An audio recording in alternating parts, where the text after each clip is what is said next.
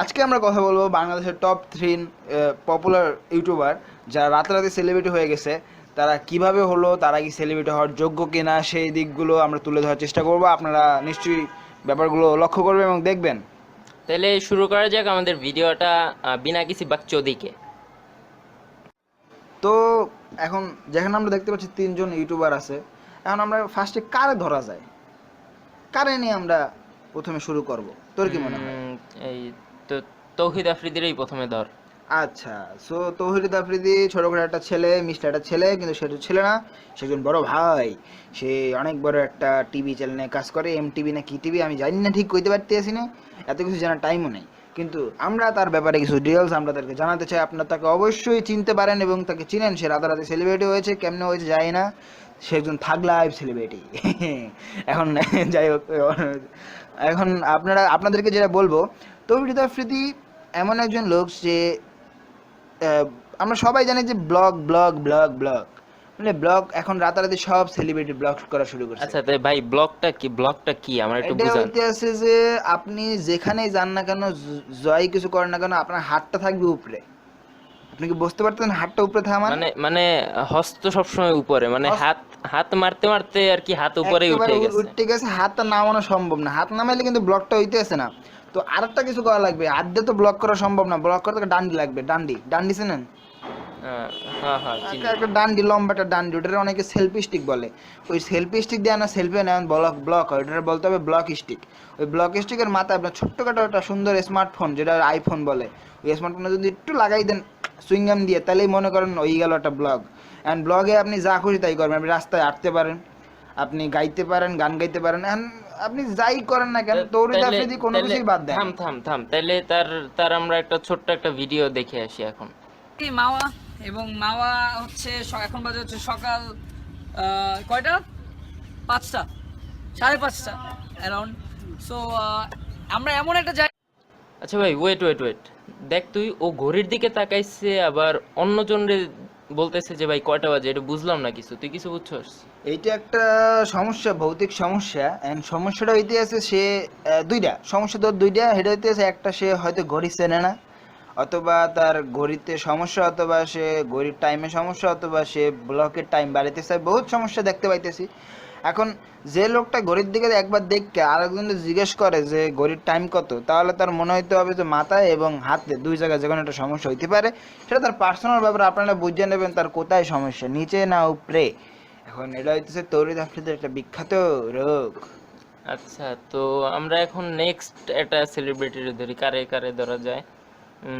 সালমান মুক্তাদির। ওকে ওকে, তো সালমান মুক্তাদির রে নিয়ে কোন কারে কি নিয়ে কোন বুঝতেছি না।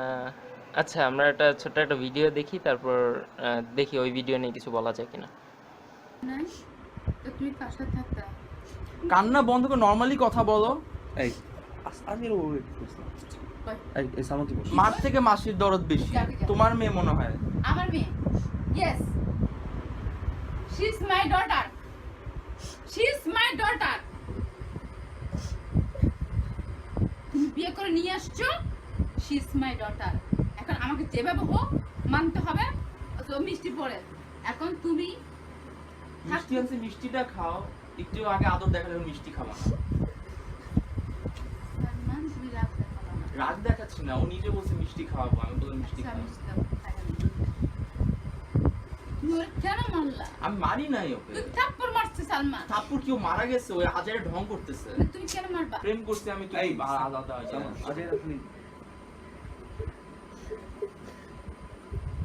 আমি মনে হাত পিলে ও তো তোমার মেয়ে না, তুমি এরকম করতেছে কেন? তোর বোন না? হ্যাঁ তো তোমার মেয়ে তো না, আমার বউকে আমি মারি আর তোমার কি? অফকোর্স আমার তোর বউ, এখন থেকে সে আমার মেয়ে।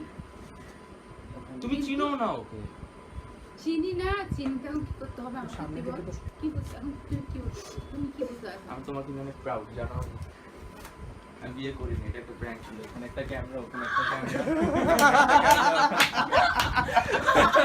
বাট অনেস্টলি তুমি তোমার মেন্টালিটি যে এত কেউ এক্সপেক্ট করে, তুমি যে একটা মেয়েকে যে এত ইয়ে করে নিবা, অনেস্টলি।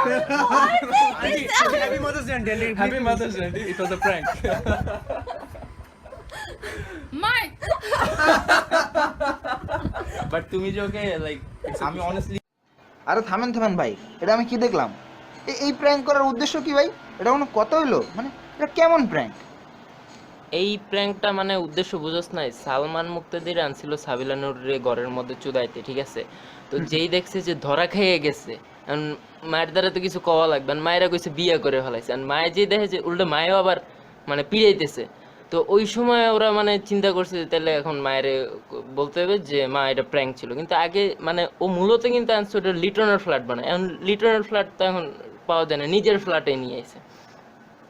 তো এই তো সালমান আর সাবিলা নূরের কাহিনী আমরা তো এখন সবাই জানি, একটু একটু ভিডিও টিডিও তো হ্যাঁ দেখি ভাই, আমরা সেই সবাই। কিন্তু ভাই বুঝছেন ভিডিওটা কি তুই- কম তুইও ভাই। দেখছো? হ্যাঁ ভাই, আরে আচ্ছা, কি কম ঠিক ভাই, আছে। মাথা মুতা। তাহলে এখন নেক্সট আমরা কার দিকে যাব? ভাই ব্রাদার্স, ঠিক আছে? হ্যাঁ। হ্যাঁ, ভাই ব্রাদার্সটারে ওই যে ডাকটাক হ্যাঁ দিস না, ভাই। ভাই ব্রাদার্সটারই পচাই। দেখছেন অবস্থা, কি বলবো এই আসিফ বিদান আজাদের লাইয়া। এ তো অবশ্যই সেলিব্রিটি, এটা তো সবাই চেনে, এ তো সালমান সবার সেই সেলিব্রিটি, একজন ভালো মানুষ, সে ভালো মানুষ, কিন্তু সে যেসব কাজ করতে আছে এত কোনো কাজের মধ্যে পড়ে না। সে বড় বড় সব সুপারস্টারগুলো একটা রুমের মধ্যে, ছোট একটা রুমের মধ্যে বয় দিয়ে ব্যাকগ্রাউন্ডের পিকচারটা চেঞ্জ করে দিয়ে মনে করে যে সে 5 স্টার হোটেলে বয় রাখছে, একটা এসিও নাই ওই রুমের মধ্যে, এমনি কি চলে? আর সেলিব্রিটিগুলো জানে একটা টাকাও দেয় না, মাগনা সেলিব্রিটি আনে, হ্যাগো মুখ দিয়ে হ্যাগোর খারাপ দিকগুলো তুললে ধরে মানুষের সামনে হ্যাগো পেস্ট্রিজগুলো নষ্ট করতে আসে। আর সবচেয়ে বড় দিকগুলো, ওরে বাবা, হ্যাঁ আমার মাইয়া দেখলে হে পাগল হয়েছে, হ্যার মাথায় নাই 2টা চুল, হে চান্দি ছেলা স্টেডিয়াম গেলা পুরো খালি হ্যার, হে কি করে কথায় একটা মানে চুল দুবদাব, সে চুলে হাত দেয়, সে চুল এই পাশে দিয়ে ওই পাশে ফালায়, পরে না এক পাশেও। শোন, তুই তো ওর আসল কাহিনী জানোস না। আসল কাহিনী হইছে যে ওই সোফাটা, যে ওর কিন্তু সোফা একটাই, আর ওর বাসায় কিন্তু মানে কোনো সোফা নাই। তো ওই যে ওই সোফাটাও ম্যানেজ করছে কেমনে, একবার ওর এমনি তো একটু হিজড়া টাইপ না, একবার অনন্ত জলিলের অফার দিছে মানে হোগা মারার লগে, ঠিক আছে? একদম ভাই, তো অনন্ত জলিলের হোগা মারিয়া ওই সোফাটা গিফট করে গেছে। ওই সোফাটা দিয়ে এখন ও সেলিব্রিটি বয়, ওই যে একটুখানি একটা সোফা, অনন্ত জলিলও কইতে আছে ভাই যে আমার আরেকটা চান্স দেন, আমার আরেকটা সোফা দরকার। এখন অনন্ত জলিল তো বর্ষার পিছনে ঘুরতেছে, অনন্ত জলিল আর মানে মজা পায় নাই, মানে ওর তো মানে ফুডে তো বেশি মজার না, ঠিক আছে? তাহলে এখন ওরে আর দিয়ে মজা পাইতেছে না, সুতরাং সোফা ওর একটাই হয়ে গেছে। এখন কি কমো? তো দর্শক যারা আছেন, আপনাদের যদি এই ভিডিওটা ভালো লাগে তাহলে অবশ্যই লাইক দেবেন। আমি আশা করতেছি 10টা লাইক তো আমরা পাবোই নাকি? হ্যাঁ, 10টা দিলে আমরা মনে করবো 10 লাখ হয়ে গেছে, কারণ আপনারা বিনোদন দিয়ে আপনারা বিনোদন নেবেন, এটাই নিয়ম। তো আব্বারি হে ভিক মাংনে কি, তো আমাকে ভিক্ষা হইতে আছে একটুখানি, একটা ভিক্ষা যে আপনারা যখন চ্যানেলটা ঢুকবেন, ঢোকার পরে দেখবেন একটুখানি একটা লেখা আছে লাল কালি দিয়ে, লেখাটার নাম হলো ইংলিশে সাবস্ক্রাইব। আমি চাই ওই লাল লেখাটা আর আপনাকে হোম পেজে জানি লাল না থাকে, আপনার ওই লাল লেখাটার উপরে একটু ছোট করে একটা সিপ দেবেন, দেখবেন লেখাটা কালো হয়ে গেছে, সাদা হয়ে গেছে, লাল লেখাটার লাল নাই। আপনার এটা দেওয়া আপনাকে দায়িত্ব, আমরা চাই আপনারা এখানে ক্লিকটা করেন। আর আরেকটা কথা হচ্ছে যে ওই যে ইউটিউবে একটা নতুন কি যেন অ্যাড করছে পাশে, ওই লেখাটার পাশে একটা ঘন্টার মতো আছে, মানে নটি আমেরিকা তো অনেকবার ক্লিক করছেন, তাইলে এবার একটু নোটিফিকেশনের একটু ক্লিক করে দেন।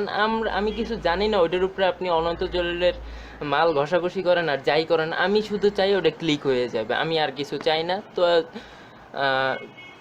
আর এটা যদি আপনি শেয়ার করতে চান শেয়ার করতে পারেন, এটা আপনার মানিজ্যতে যাবে, কিন্তু শেয়ার বিনোদন আমরা দিছি, বিনোদন নেবেন, বিনোদন It's caught in the crossfire.